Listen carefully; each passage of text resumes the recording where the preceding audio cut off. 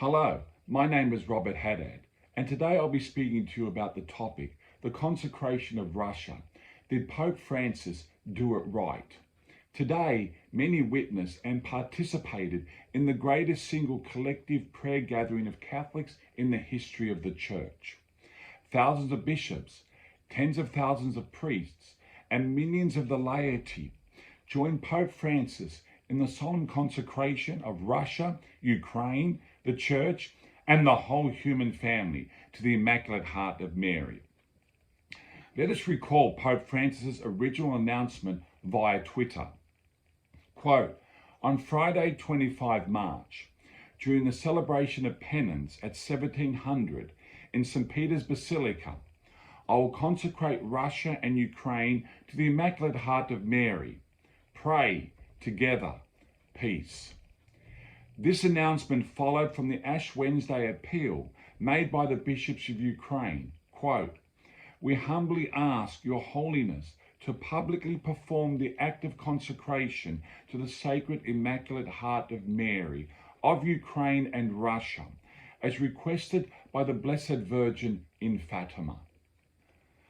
Pope Francis also announced that the same act of consecration will be carried out on the same day in Fatima, Portugal, by His Eminence Cardinal Krajewski, Apostolic Almoner, as envoy of the Holy Father.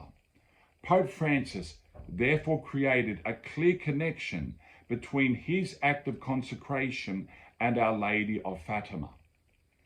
To the further surprise and joy of Catholics, the Vatican soon after announced that all the bishops of the world were invited by Pope Francis to participate in the upcoming consecration, together with equivalents and their priests.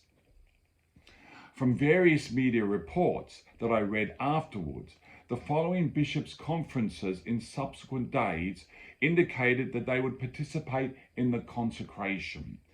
The whole of Latin America, the United States, at least 80 bishops, the bishops' conferences of the European Community, England, Wales, Ireland, the Philippines, the Caribbean, Ukraine, Spain, Slovakia, Nicaragua, Kazakhstan, Singapore, and Australia. Undoubtedly, many other bishops' conferences and individual bishops declared their intentions to participate in the consecration as well. These total thousands of bishops participating, a number far greater than any previous consecration. For example, in 1984, only 350 bishops joined with Pope John Paul II's act of consecration. The next development. However, on Monday 21 March, the following announcement was made by Pope Francis. Quote, I invite every community and all the faithful to unite with me on Friday, March 25, the solemnity of the Annunciation, to the solemn act of consecration of humanity, especially Russia and Ukraine, to the Immaculate Heart of Mary, so that she, the Queen of Peace, may help us obtain peace. From this, some began to argue, with good reason, that humanity as a whole, rather than Russia, would be the main object of Pope Francis's consecration. That being the case, Francis's upcoming act of consecration would simply be another pious consecration that would eventually bear some, perhaps significant fruits. For example, end the current scandalous Ukraine-Russia war. But it would not result in the ultimate conversion of Russia or usher in the promised period of peace. Undoubtedly, fruits have flowed from previous partial consecrations. The consecration of Portugal by her bishops on the 13th of May 1931. This apparently saved Portugal from the horrors of the Spanish Civil War and the greater horrors of the Second World War. On the 31st of October 1942, Pope Pius XII consecrated the world to the Immaculate Heart of Mary, but not in union with the bishops of the world. Our Lord later appeared and told Sister Lucia that as a result of this act of consecration, World War II would be shortened. On the 7th of July 1952, Pope Pius XII consecrated, quote, the peoples of Russia to the Immaculate Heart of Mary, but again, not in union with the bishops of the world. The death of Stalin later followed on the 5th of March 1953, ending his plans for further great purges that would have killed millions more people. Then there were the positive changes in Russia and the world after the 1982, 83, 84 consecrations made by Pope St. John Paul II. For example, the fall of the Berlin Wall, November 1989. The liberation of the Eastern Bloc nations from Soviet domination between 1989 and 1991. The collapse of the Soviet Union itself on Christmas Day 1991. Just to name a few of the more obvious changes from these consecrations. Then we have the release of the prayer of consecration itself.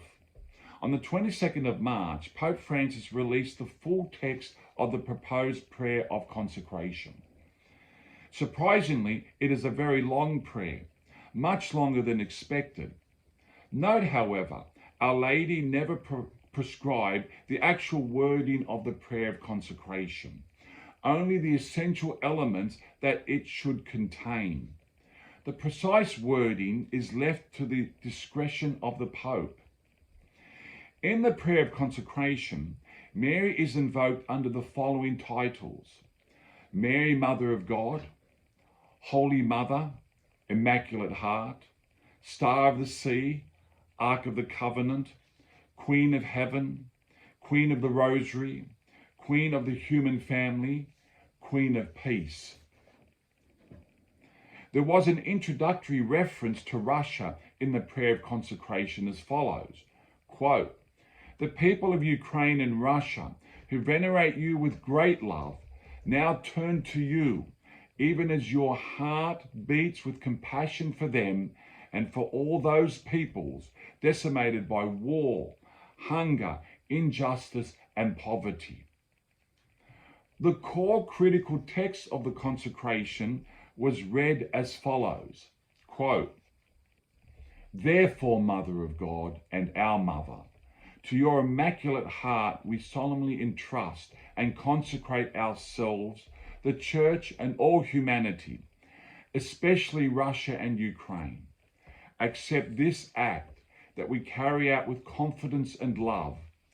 Grant that war may end and peace spread throughout the world. There was a further consecration towards the end of the prayer of consecration as follows, quote, we trust that through your heart, peace will dawn once more. To you we consecrate the future of the whole human family, the needs and expectations of every people, the anxieties and hopes of the world. The critical question that now needs to be answered is following. Did the above consecration fulfill Our Lady's specific requests made in 1917 and 1929?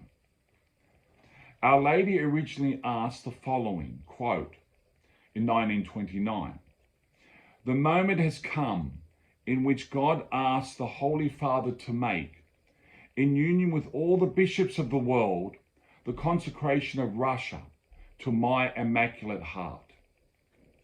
The essential elements of this original request are as follows. The Pope himself must take the lead.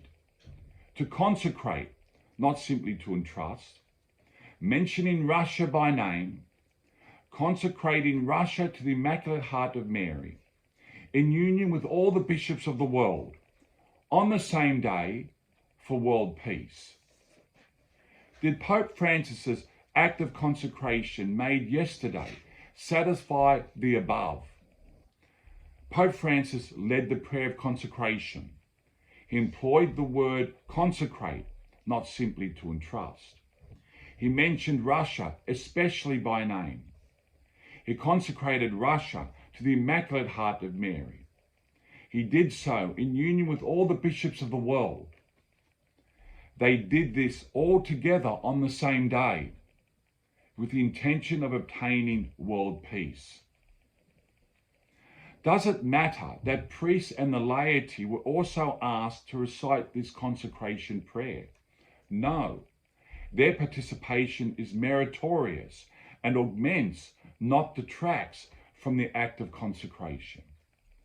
Does it matter that other countries such as the Ukraine, as well as the church, humanity, and individuals are also being consecrated? No.